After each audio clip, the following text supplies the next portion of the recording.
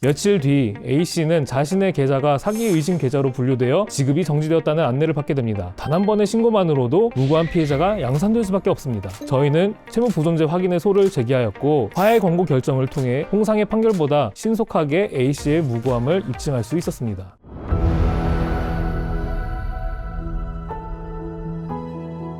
법정에서는 치열하게, 의뢰인에겐 친근하게. Frontier. 안녕하세요. 법무법인 프론티어의 하승수 변호사입니다.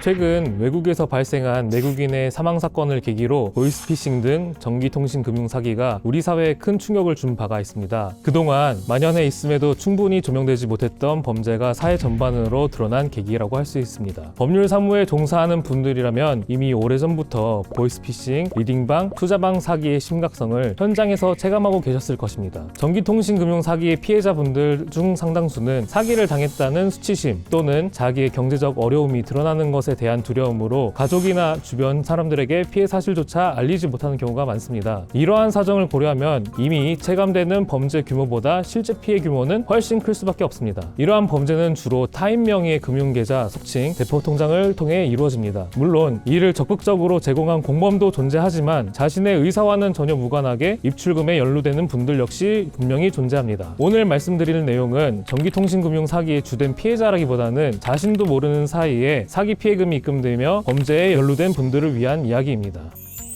A씨는 사랑스러운 배우자와 귀여운 두 아이의 생계를 책임지는 건실하고 평범한 가장이었습니다. 어느 날 A씨는 이벤트에 당첨되어 무료로 코인을 지급한다는 문자를 받게 되었습니다. A씨는 코인을 공짜로 준다는 말에 문자에 포함된 링크를 통하여 X사이트에 가입하게 되었고 의심 없이 자신의 계좌 정보를 제공하였습니다. 이후 X사이트 상의 계정에 Y코인이 입금된 것을 확인한 A씨는 이를 보고 크게 기뻐했습니다. 이후 추가 투자를 하면 Y코인을 더 지급하겠다는 안내를 받았지만 A씨는 합리적인 투자자였기 때문에 검증되지 않은 코인에 추가로 돈을 지급할 생각은 전혀 없었습니다. 그렇게 시간이 흐른 어느 날 A씨는 자신의 계좌에 소액의 돈이 입금된 것을 확인하게 됩니다. A씨는 이를 이것도 이벤트 중 하나겠구나 라며 대수롭지 않게 넘겼습니다. 하지만 이것이 A씨의 고통의 시작이었습니다. 며칠 뒤 A씨는 자신의 계좌가 사기 의심 계좌로 분류되어 지급이 정지되었다는 안내를 받게 됩니다. 이때까지만 해도 A씨는 해당 안내가 단순한 스팸 문자일 것이라고 생각하며 일상을 이어갔습니다. 그러나 얼마 후 금융거래가 전혀 이루어지지 않는다는 사실을 확인하고 나서야 사건의 심각성을 인지하게 됩니다. 은행에 문의한 결과 A씨의 계좌는 범죄 신고로 인해 지급 정지가 된 상태였고 은행에서는 도와줄 수 있는 방법이 없다. 변호사와 상담을 해보라 라는 말만 반복하였습니다. 그제서야 A씨는 며칠 전 입금되었던 의문의 소액 입금액을 떠올리게 되었습니다.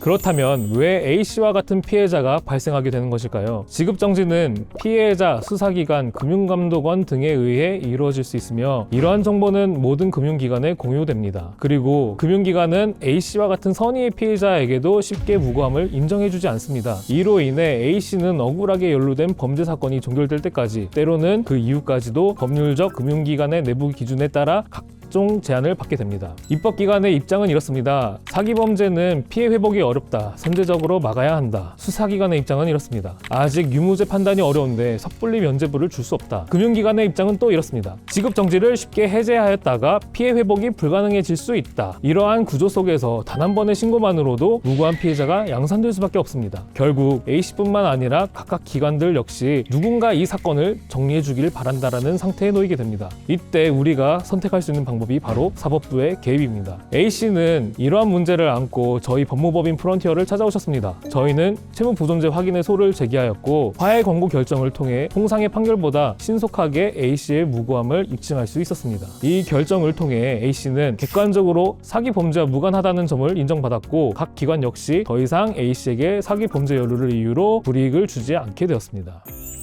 사법 절차는 분쟁을 종국적으로 해결하는 매우 유용한 수단이지만 그 중요성만큼이나 절차가 느리게 진행되는 경우도 많습니다. 그럼에도 불구하고 저희 법무법인 프론티어의 변호사들은 가능한 한 신속한 해결을 목표로 의뢰인분들의 답답함이 조금이라도 빨리 해소될 수 있도록 최선을 다하고 있습니다. 만일 오늘 말씀드린 사례와 유사한 상황에 놓여 계시다면 주저하지 마시고 전문가와의 상담을 받아보시기를 권해드립니다. 법정에서는 치열하게, 의뢰인에게는 친근하게. 지금까지 법무법인 프론티어의 하승수 변호사였습니다. 감사합니다.